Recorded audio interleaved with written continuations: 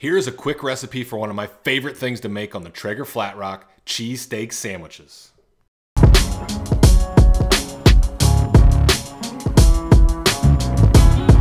All right, let's get into it.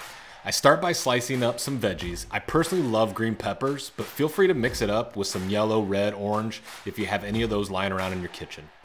Next, I slice up half a white onion, but again, use a sweet onion, a Vidalia onion, if you got any of those in your kitchen. For this cook, I have my Traeger Flatrock griddle turned on to a medium heat as I drizzle on some olive oil for a base. For the choice of meat, I've used shaved ribeye, while also placing on the sliced veggies to the griddle.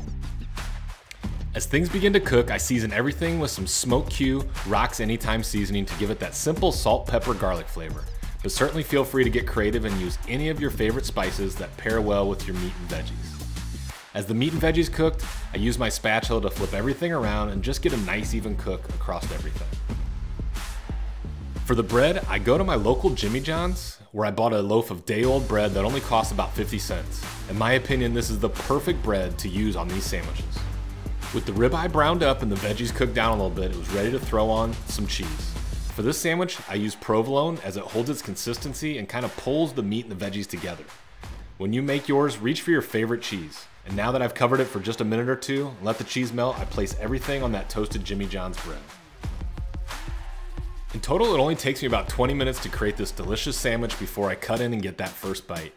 My wife and kids were anxiously looking on, wondering how good it tasted, so I had to give them that big thumbs up. Thanks for watching, and if you made it this long watching this video, I'd really appreciate you hitting that like and subscribe button, or head to this channel to see more great content like this.